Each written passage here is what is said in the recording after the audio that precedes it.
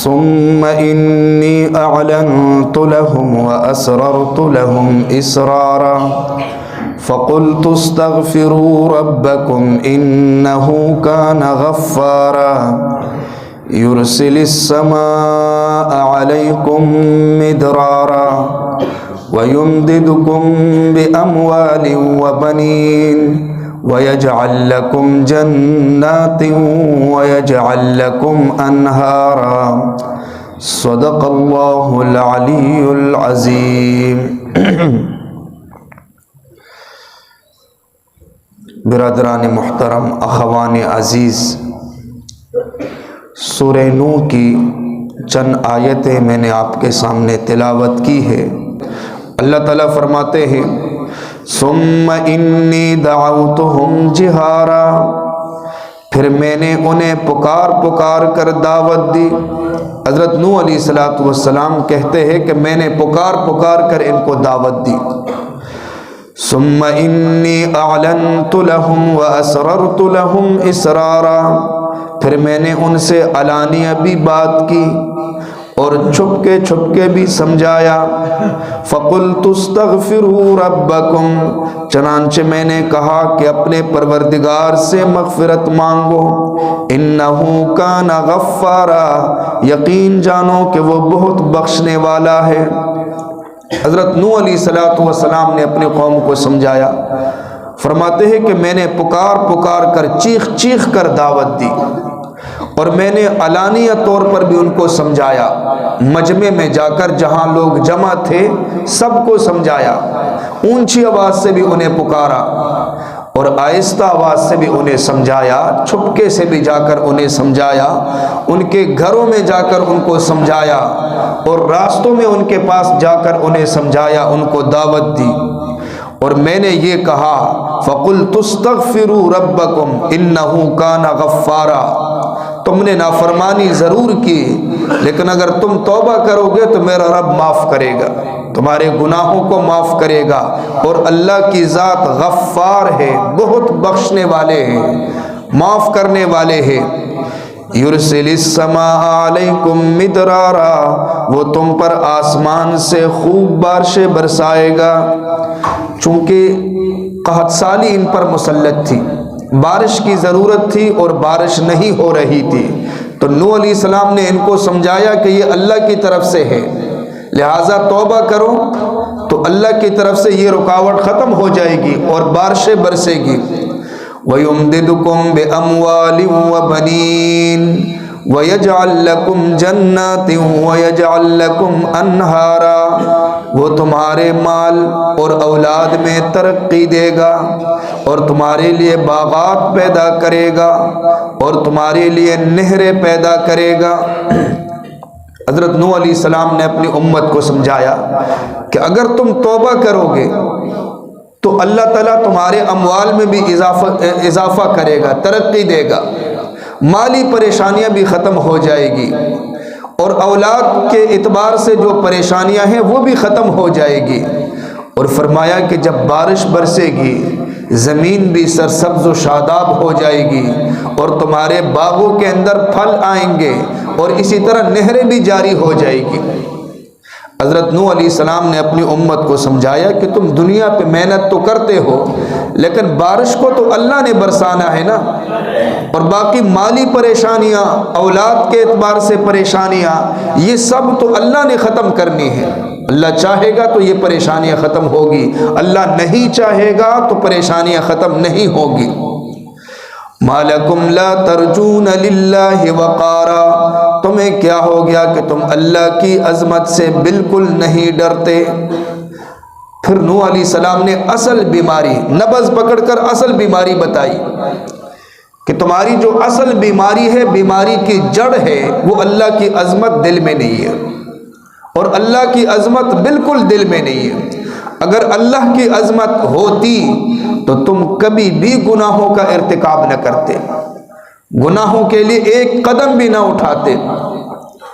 آج ہم جو گناہ کرتے ہیں، نافرمانی کرتے ہیں، بلا سوچے سمجھے، کسی قسم کی پریشانی نہیں ہوتی، اور گناہ کر جاتے ہیں، اس کی وجہ بھی یہ ہے کہ ہمارے دلوں میں اللہ کی عظمت نہیں ہے۔ اگر ہمارے دلوں میں اللہ کی عظمت ہوتی تو اللہ کا خوف بھی ہمارے دلوں میں ہوتا، اور جس دل میں خدا کا خوف ہوتا ہے وہ شخص کبھی بھی گناہ کی طرف اقدام نہیں کرتا، اور اگر بالفرض غلطی سے اس سے گناہ ہو جاتا ہے تو وہ جلد سے جلد توبہ کر جاتا ہے۔ ایک حدیث میں آتا ہے، نبی صلی اللہ علیہ وسلم نے فرمایا ان تعبد اللہ کأنک تراہ، آپ اللہ کی عبادت اس طرح کرے گویا کہ تم اللہ کو دیکھ رہے ہو، گویا کہ تم یہ دیکھ رہے ہو کہ اللہ میرے سامنے ہے۔ یہ تو بہت عالی قسم کا یقین ہے، بلند یقین۔ فَإِن لَّمْ تَكُن تَرَاهُ فَإِنَّهُ يَرَاكَ، اگر یہ درجہ تمہیں نہیں مل سکتا تو کم از کم یہ تمہارے ذہن میں ہو کہ میرا رب مجھے دیکھ رہا ہے۔ اب ایک بندہ اگر اس کو یہ یقین ہو کہ میرا اللہ مجھے دیکھ رہا ہے تو وہ کیسی اس کی نماز ہوگی، خشوع اور خضوع والی نماز ہوگی۔ اسی روایت کا ایک اور طرق ہے جس میں فرمایا ان تخشى اللہ کأنک تراہ، اللہ تعالیٰ سے ایسا ڈرو گویا کہ تم اللہ کو دیکھ رہے ہو۔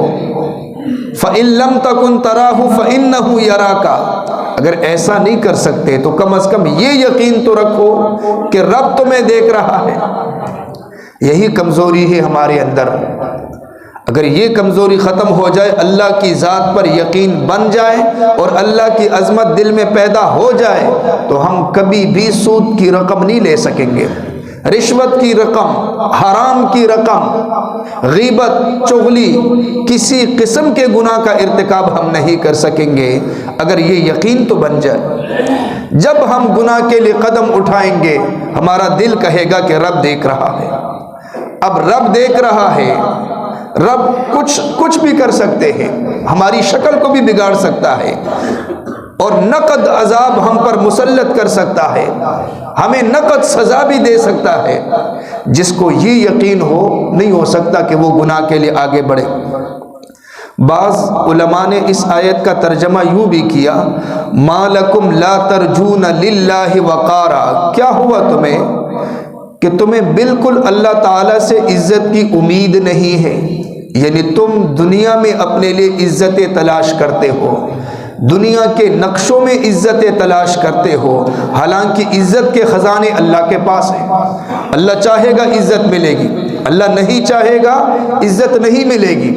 آپ کے پاس مال و دولت کے انبار ہے، کسی چیز کی کوئی کمی نہیں، لیکن عزت تو اللہ کے ہاتھ میں ہے۔ تعز من تشاء وتذل من تشاء وللہ العزت ولرسولہ وللمؤمنین، عزت کے خزانے اللہ کے پاس ہے۔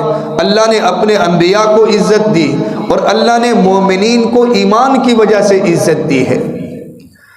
تو اللہ تعالیٰ فرماتے ہیں کہ عزت، اگر آپ نے عزت حاصل کرنی ہے تو آپ کو دین کے مطابق چلنا ہوگا، آپ کو شریعت کے مطابق زندگی بسر کرنی ہوگی۔ آج ہماری بیماری کیا ہے؟ چونکہ ہماری صلاحیتیں دنیا پہ لگ رہی، ساری صلاحیت دنیا پہ لگ رہی ہے، مادیت پر لگ رہی ہے۔ یہی وجہ ہے کہ دنیا کا ہی یقین ہمارے دلوں میں بیٹھا ہوا ہے، اللہ کی ذات پر نہیں۔ دنیا کے نقشوں سے ہمیں ہوتا ہوا نظر آ رہا ہے، ہم یہ سمجھتے ہیں کہ انہی نقشوں کے اندر ہماری کامیابی اور ہماری ناکامی ہے، حالانکہ ایسا نہیں ہے۔ نقشے ہمارے سامنے چاہے کامیابی کے ہو، جب تک اللہ تعالیٰ نہیں چاہیں گے وہاں سے ہمیں کامیابی نہیں ملے گی۔ نقشہ ہمارے سامنے ذلت کا ہو، اللہ چاہے تو اسی سے عزت بھی عطا فرما سکتے ہیں۔ اللہ کے لیے یہ اصول نہیں ہے۔ اللہ تعالیٰ نے فرمایا بل تؤثرون الحیات الدنیا، بلکہ تم دنیا کی زندگی کو ترجیح دیتے ہو، اسی کو سب کچھ سمجھتے ہو۔ والآخرۃ خیر، اللہ فرماتے ہیں کہ میں نے آسمان و زمین کو پیدا کیا اور میں تمہیں بتاتا ہوں کہ آخرت زیادہ بہتر ہے۔ خیر اس میں تفضیل کا صیغہ، آخرت بہت زیادہ بہتر ہے۔ وَأَبْقَى، اور آخرت باقی رہنے والی ہے، وہاں کی نعمتیں بھی باقی رہنے والی ہے، وہاں کی زندگی بھی باقی رہنے والی ہے۔ دنیا تو فانی ہے، اس کی نعمتیں بھی فانی ہے، سب کچھ فانی، آخرت باقی ہے۔ فسوف تری اذا انکشف الغبار افرس تحت رجلک ام حمار۔ شاعر کہتا ہے ان قریب تجھے پتہ چل جائے گا جب حقیقت کی آنکھ کھلے گی کہ تیرے قدموں کے نیچے گدھا ہے اور یا گھوڑا ہے۔ تجھے پتہ چلے گا تیرا مقام کیا ہے۔ اپنے آپ کو سمجھ رہا ہے کہ میں بادشاہ ہوں، میں فلاں ہوں، میں وزیر ہوں، میں مشیر ہوں، لیکن جب یہ آنکھ بند ہو جائے گی اور وہ دوسری آنکھ کھلے گی آخرت والی، تب تجھے پتہ چلے گا میرا عہدہ کیا ہے، میرا مقام کیا ہے، میرا مرتبہ کیا ہے۔ تو چیخ چیخ کر پکارے گا اللہ ایک دفعہ مجھے دوبارہ بھیج دے، مجھے یقین ہو گیا۔ اللہ فرمائیں گے فَكَشَفْنَا عَنْكَ غِطَاءَكَ فَبَصَرُكَ الْيَوْمَ حَدِيدٌ۔ اتنا تجھے دنیا میں سمجھایا، کوئی بات سمجھ میں نہیں آئی، جب قبر میں رکھا گیا تجھے ساری باتیں سمجھ میں آ گئی۔ فَكَشَفْنَا عَنْكَ غِطَاءَكَ فَبَصَرُكَ الْيَوْمَ حَدِيدٌ، لیکن اس کا کوئی فائدہ نہیں ہوگا۔ اللہ نے آج ہمیں موقع عطا فرمایا تو فرمایا وَقَدْ خَلَقَكُمْ أَطْوَارًا، حالانکہ اس نے تمہیں تخلیق کے مختلف مراحلوں سے گزار کر پیدا کیا۔ اللہ تعالیٰ نے انسان کو مختلف مراحلوں سے گزار کر پیدا کیا۔ انسان کی تخلیق عجیب ہوتی ہے، ایک نطفے کی صورت ہے، نجس پانی کا قطرہ، پھر اللہ تعالیٰ اس کو بدل دیتے ہیں جمے ہوئے خون کی صورت میں، پھر اس کو گوشت کے لوتڑے کی صورت میں بدل دیتے ہیں، پھر اس کو ہڈی کی صورت میں، ہڈیاں بھی پیدا ہو جاتی ہے، اس کے بعد انسان کی شکل جو ہے وہ بن جاتی ہے۔ یہ اللہ کی قدرت ہے۔ پھر اللہ نے انسان کو مختلف اندازوں سے کئی طرح پیدا کیا، رنگ کے اعتبار سے، جسامت کے اعتبار سے بھی اللہ نے فرق رکھا، بعض کا رنگ سفید، کالا، گندمی، پیلا رنگ، مختلف رنگ۔ پھر اللہ نے جسامت کو بھی مختلف رکھا، کسی کا قد لمبا ہے، کسی کا قد کم ہے، اور کوئی موٹا ہے، کوئی پتلا ہے۔ یہ اللہ تعالیٰ کی تخلیق ہے۔ اللہ فرماتے ہیں کہ یہ فرق ہم نے رکھا ہے۔ أَلَمْ تَرَوْا كَيْفَ خَلَقَ اللَّهُ سَبْعَ سَمَاوَاتٍ طِبَاقًا، کیا تم نے یہ نہیں دیکھا کہ اللہ نے کس طرح 7 آسمان اوپر تلے پیدا فرمائے، وَجَعَلَ الْقَمَرَ فِيهِنَّ نُورًا، اور ان میں چاند کو نور بنا کر، وَجَعَلَ الشَّمْسَ سِرَاجًا، اور سورج کو چراغ بنا کر پیدا کیا۔ یہ اللہ کی تخلیق ہے۔ اللہ فرماتے ہیں کہ دیکھو میری عظمت تمہارے دلوں میں ہونی چاہیے۔ میں نے زمین و آسمان کو پیدا کیا۔ یہ جو آسمان کی مضبوط چھت تمہیں نظر آتی ہے، اللہ فرماتے ہیں کہ یہ اس کو میں نے کھڑا کیا۔ اب اللہ نے آسمان کو بلند کیا، فضا میں ہے، کوئی ستون نہیں ہے، کوئی ستون نہیں، اللہ تعالیٰ کی قدرت ہے یہ۔ اور پھر آسمان کی چھت اتنی مضبوط ہے کہ اس میں کوئی خرابی بھی آج تک نہیں آئی۔ اللہ فرماتے فرجع البصر هل ترى من فطور ثم ارجع البصر کرتین ينقلب الیک البصر خاسئا وهو حسیر۔ اللہ فرماتے ہیں کہ دیکھیے آسمان کی طرف، تمہیں کوئی خرابی نظر آتی ہے، دوبارہ دیکھیے، تمہاری نگاہ تھک ہار کر واپس آئے گی تمہاری طرف، آسمان میں تمہیں کوئی خرابی نظر نہیں آئے گی۔ یہ اللہ تعالیٰ کی قدرت ہے۔ پھر اللہ نے آسمان کے حسن کے لیے چاند کو پیدا کیا، سورج کو پیدا کیا، ستاروں کو پیدا کیا۔ فرمایا واللہ انبتکم من الارض نباتا، اور اللہ نے تمہیں زمین سے بہترین طریقے پر اگایا ہے۔ ثم یعیدکم، پھر وہ تمہیں دوبارہ اسی میں بھیج دے گا۔ ویخرجکم اخراجا، اور وہیں سے پھر باہر نکالے گا۔ تو یہ اللہ تعالیٰ کی قدرت ہے۔ اللہ نے انسان کو زمین سے پیدا کیا، حضرت آدم علیہ السلام کی تخلیق مٹی سے ہوئی، اس کے بعد تمام انسانیت کی تخلیق کی ترتیب حضرت آدم علیہ السلام سے، تو ابتدا مٹی سے ہو گئی۔ پھر اللہ نے انسان کی ضروریات کو بھی اسی مٹی کے ساتھ جوڑ دیا۔ کھانے پینے کی چیزیں بھی زمین سے پیدا ہوتی ہے، بارش برستی ہے۔ اور پھر اللہ کی قدرت کو دیکھو کہ جب مر جائے تو پھر بھی حکم ہے کہ اس کو اسی زمین کے اندر رکھ دیا جائے اور زمین کے حوالہ کر دیا جائے۔ اور پھر جب رب چاہے گا دوبارہ اللہ تعالیٰ اٹھائے گا انسان کو، اور پھر حشر کے میدان میں سب جمع ہوں گے۔ تو فرمایا واللہ جعل لکم الارض بساطا، اور اللہ نے ہی تمہارے لیے زمین کو ایک فرش بنا دیا ہے، لتسلکوا منہا سبلا فجاجا، تاکہ تم اس کے کھلے ہوئے راستوں پر چلو۔ یہ اللہ تعالیٰ کی ایک نعمت ہے، زمین اللہ کی نعمت ہے، آسمان اللہ کی نعمت ہے، جتنی سہولتیں ہیں یہ اللہ کی نعمت ہے۔ ہمیں چاہیے کہ اللہ کی نعمتوں کو استعمال کر کے اللہ کا شکر بھی ادا کریں، اور اللہ کا شکر یہ ہے کہ اللہ کے احکامات کے مطابق اپنی زندگی بسر کرے، اور نبی علیہ الصلوۃ والسلام کی سنتوں کے مطابق اپنی زندگی بسر کرے۔ اللہ تبارک و تعالی ہمیں عمل کرنے کی توفیق۔